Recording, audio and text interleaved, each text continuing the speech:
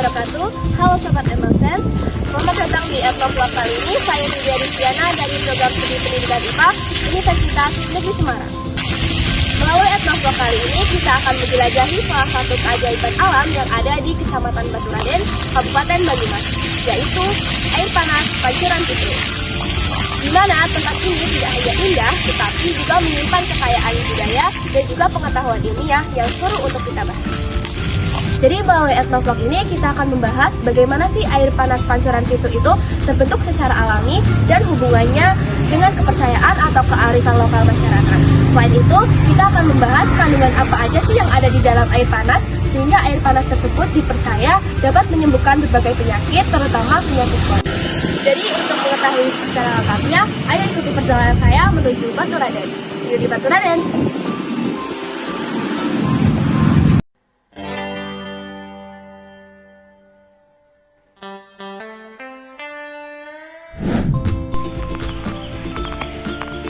Halo Sobat Sense, kembali lagi dengan saya Lydia Rizkyana. Kali ini saya sudah berada di kampung halaman saya yang ada di Desa Sambirata, Kecamatan Cilongok, Kabupaten Banyumas. Nah, pagi ini kita akan memulai perjalanan menuju ke Pancuran Pitu yang berada di Kecamatan Baturaden dengan jarak 25 km dengan waktu tempuh sekitar 50 menit. Nah, untuk mengikuti perjalanan selanjutnya, ikuti saya terus ya. Sampai jumpa di Pancuran Pitu.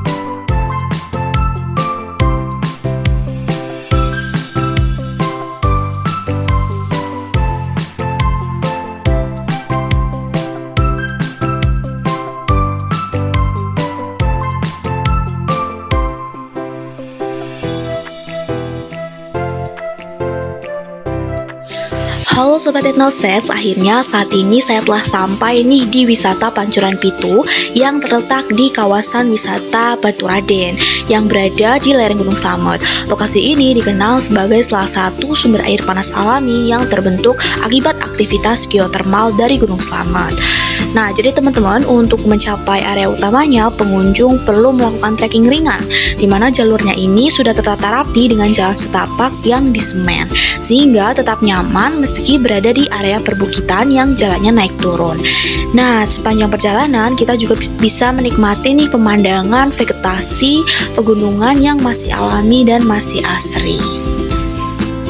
Nah, setibanya di lokasi utama Pancuran Pitu, di sini suasananya masih begitu ramai oleh pengunjung, di mana Pancuran Pitu itu sendiri menjadi daya tarik utama oleh masyarakat karena memiliki 7 pancuran air panas yang mengalir langsung dari perut bumi dan memiliki kandungan belerang yang cukup tinggi dan dipercaya oleh masyarakat memiliki manfaat terapi. Nah, di sini para pengunjung juga dapat memanfaatkan langsung air panas Pancuran Pitu dari 7 pancuran alami tersebut. Nah, selain 7 pancuran alami tersebut juga ada fasilitas lain seperti pemandian outdoor, pijat belerang, dan juga onsen modern ala Jepang.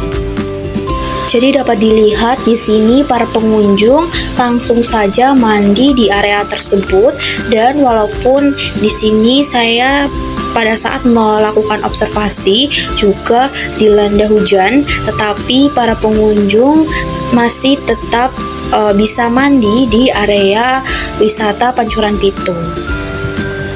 Nah, selain manfaat kesehatan dari air panasnya, kawasan ini juga menyuguhkan panorama alam yang menyejukkan mata.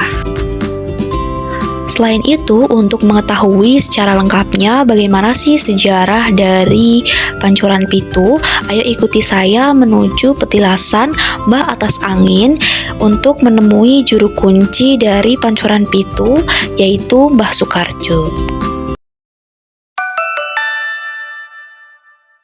Assalamualaikum warahmatullahi wabarakatuh. Jadi di sini saya sudah berada di kejelasan di atas angin yang ada di Pancuran Pitu. Di sini saya bersama salah satu juru kunci yang ada di Pancuran Pitu. Sebelumnya kenalkan di Bapak, kalau Fitri Yustiana, kalau Lara Cilono Kasulina, terus asalnya niku saking mahasiswa Universitas Negeri Semarang. Terus sebelumnya kenalan tadi di Mbak sekali sinten Bapak sinten Yuswana pinten. Ya maaf, pangapunten. Ya, assalamualaikum warahmatullahi wabarakatuh. Kalau nama saya, panggilan saya itu Pak Sekarjo. Kalau umur saya udah 73. Kalau panggung saya di bawah ini namanya Kali Baku. Yang Pancuran Pitu mendangu. Kalau saya sendiri ini udah 14 tahun. Ya. Nah, terus langsung mau dibahas terkait Pancuran Pitu ini kok kira-kira sejarah enten Pancuran Pitu menurut kepercayaan masyarakat niku pripun nggih dulu. Ya kalau masalah Pancuran Pitu itu kan dulu zaman purbakala itu kan ditemukan sama Kiageng Syekh Maulana Maghribi dari Timur Tengah. Kenapa masuk ke tanah Jawa ini? Dia itu mencari air panas, airnya panas tapi nggak bau belerang. Letaknya malah di khususnya Purwokerto paling ujung di kawasan Gunung Slamet. Satu, kedua itu beliau masuk ke tanah Jawa ini kan mencari matutakan cahaya, Mbak. Matutakan cahaya itu nyampe muter. Makanya petilasan ini banyak sekali, tapi kalau petilasan ini letaknya di gunung-gunung, Mbak. Soalnya dia jalannya melewati hutan-hutan, bukan lewat kota. Sampai menelusuri cahaya itu sampai ke Jawa Barat, itu di daerah Cipari kan ada air panas. Sampai ke sana itu mungkin dia nggak cocok, mungkin kasih pemukiman warga ya, jadi mungkin kan nggak cocoknya kan mungkin masih rame. Ya masalah itu kan ceritanya ada petunjuk dari dulu kan zaman dulu kan bukan Mas Slamet, Gunung Agung atau Gunung Guna.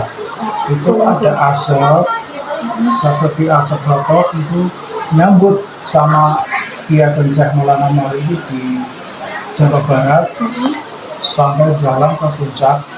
Nah kalau udah nyampe ke puncak itu kan udah tanggung kita nginep di atas, kumpulan ke Mabitrawali di sana di gunung. Nah pagi-pagi ceritanya disuruh turun.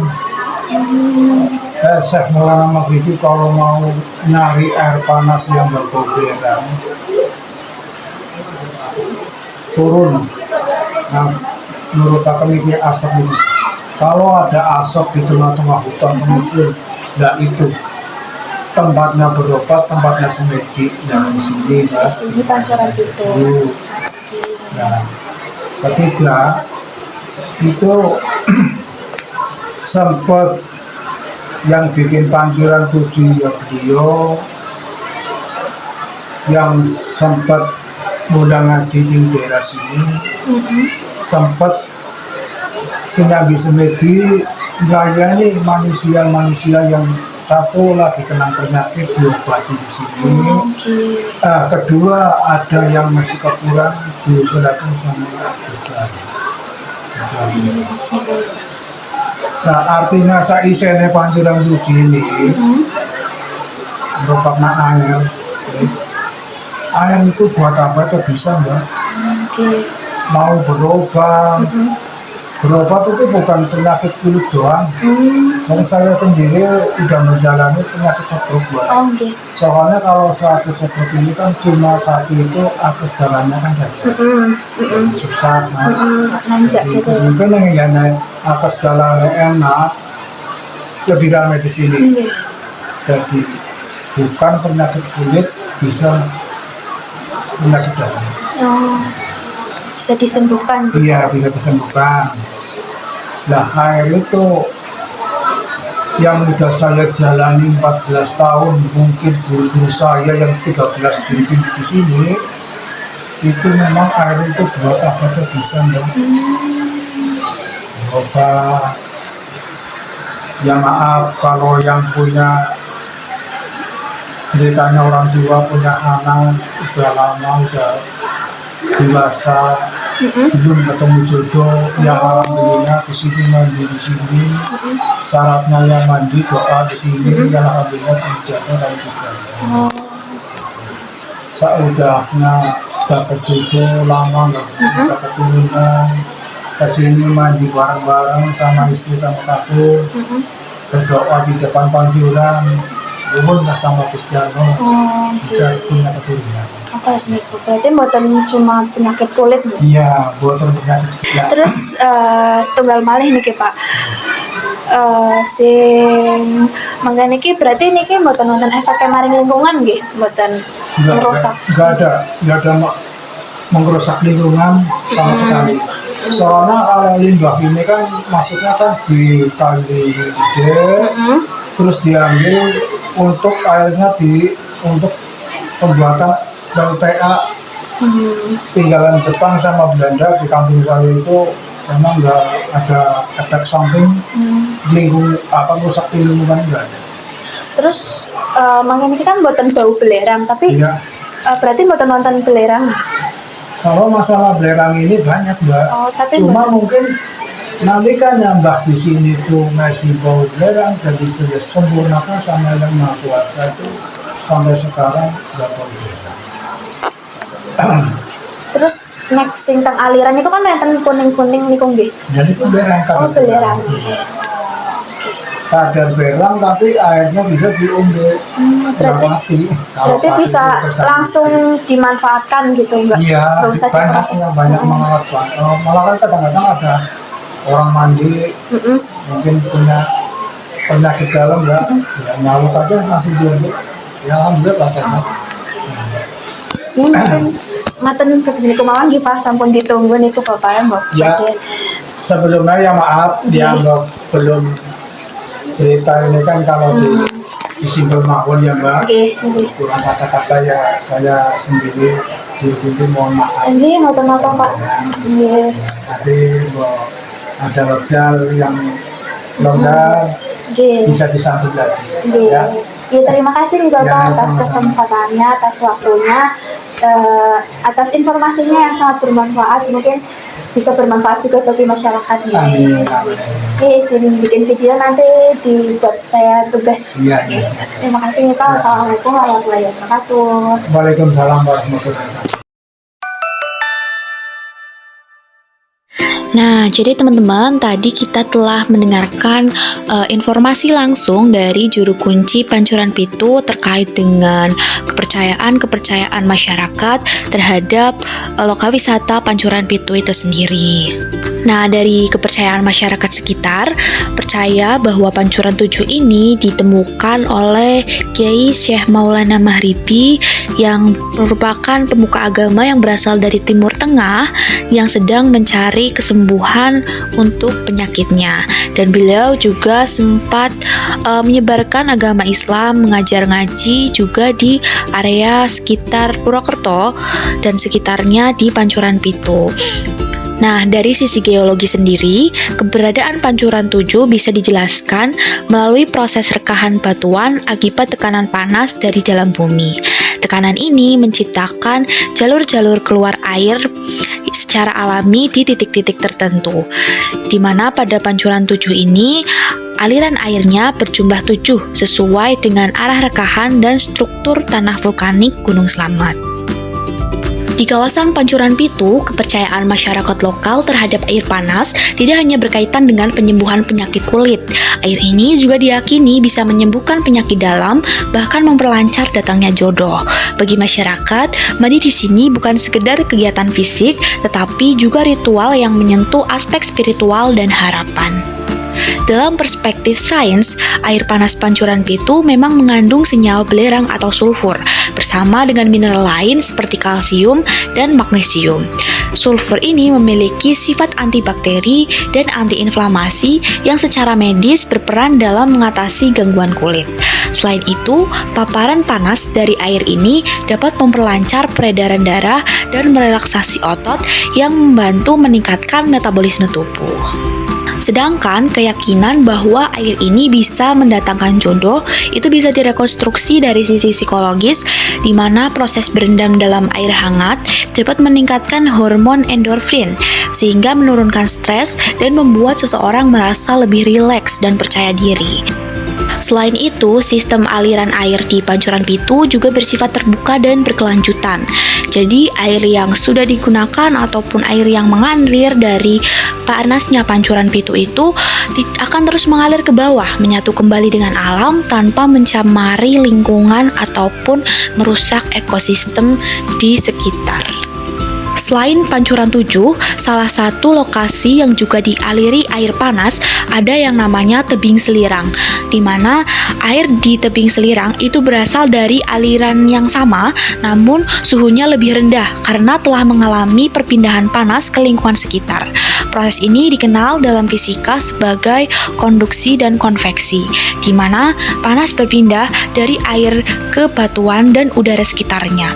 Di permukaan tebing, kita bisa melihat endapan belerang berwarna kuning yang terbentuk dari penguapan air panas secara bertahap selama bertahun-tahun. Ini kita bisa naik ke atas. Suhu airnya itu di sini lebih dingin dibandingkan di aliran panas air pancuran pitunya langsung yang ada di atas. Nah, jadi seperti itu rekonstruksi sains dari informasi yang sudah saya dapatkan, di mana rekonstruksi sains ini tidak bertujuan untuk meniadakan kepercayaan lokal, melainkan memperkaya pemahaman. Dari sini kita bisa melihat bahwa antara sains dan budaya bukan dua hal yang saling bertentangan, tetapi justru bisa saling melengkapi. Di Pancuran Pitu itu menjadi contoh nyata bagaimana fenomena alam, kepercayaan tradisional, dan ilmu pengetahuan dapat berjalan berdampingan.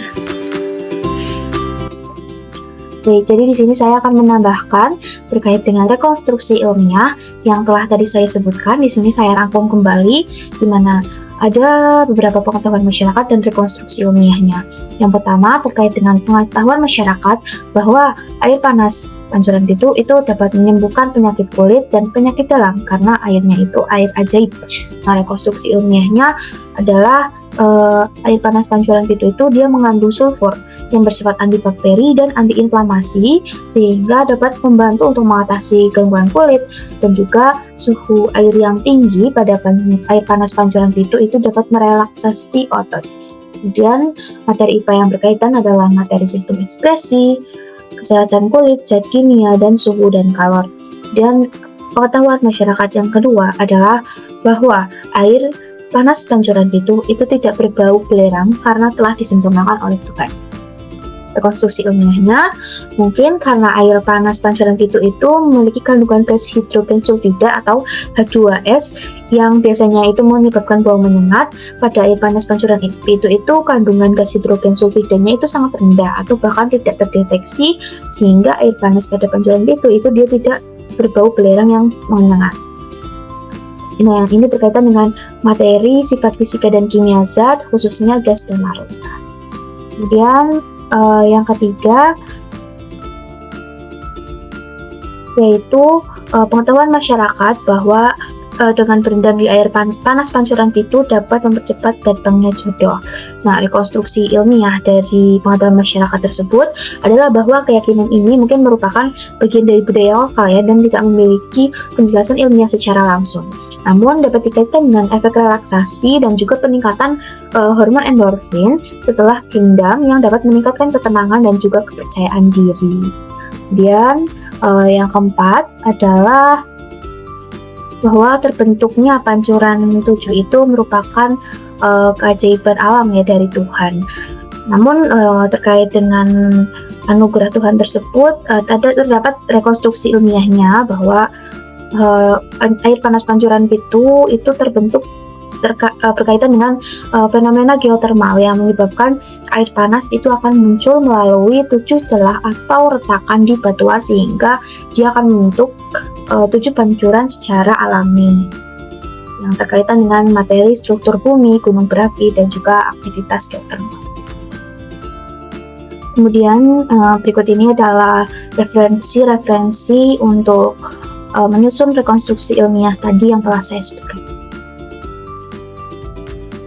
Selanjutnya adalah komponen STEM atau tinjauan STEM terkait dengan etnograf pancuran pitu tadi yang telah saya jelaskan dari awal hingga akhir. Yang pertama, komponen sains. Komponen sains pada etnograf pancuran pitu yang pertama terkait dengan geotermal dan juga air panas, di mana fenomena munculnya 7 pancuran di pancuran pitu itu dapat dijelaskan melalui aktivitas geotermal, di mana air tanah itu dipanaskan oleh magma di bawah permukaan bumi dan muncul melalui retakan batuan.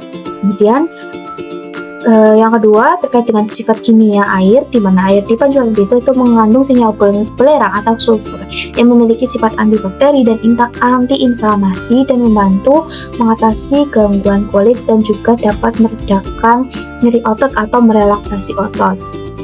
Kemudian yang kedua terkait dengan teknologi, di mana komponen teknologi pada air panas pancuran pitu terkait dengan pemanfaatan air panasnya, di mana teknologi sederhana itu digunakan untuk mengalirkan air panas ke kolam pemandian, onsen, dan juga layanan pijat belerang yang memanfaatkan panas bumi untuk terapi kesehatan.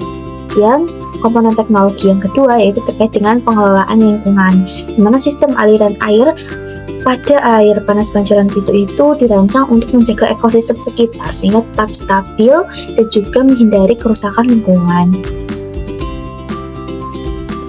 Kemudian komponen STEM yang ketiga yaitu engineering.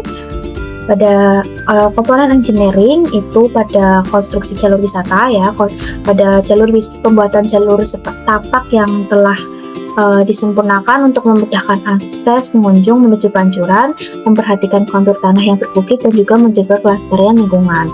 Kemudian terkait dengan juga desain pemandian, di mana perancangan kolam pemandian pada air panas pancuran pitu dan fasilitas lainnya itu memanfaatkan aliran air panas air alami tanpa merusak ekosistem sekitar.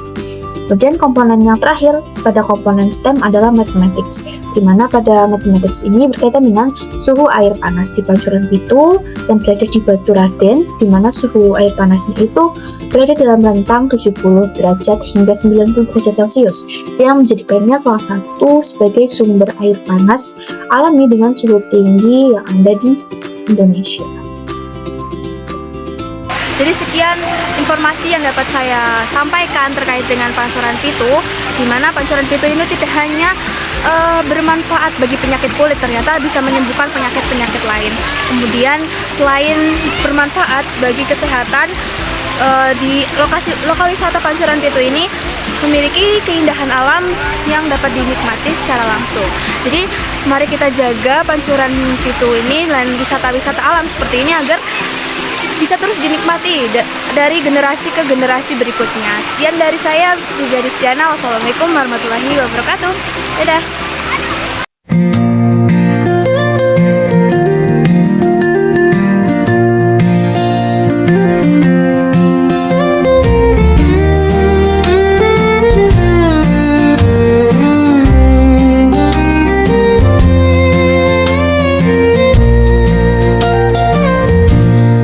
Di lereng Slamet yang tinggi tersembunyi kisah lama tentang 7 pancuran, anugerah dari semesta.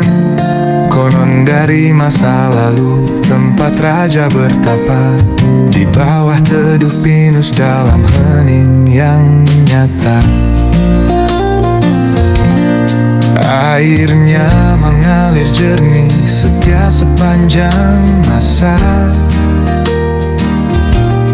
menjaga rahasia alam di sigau jerita.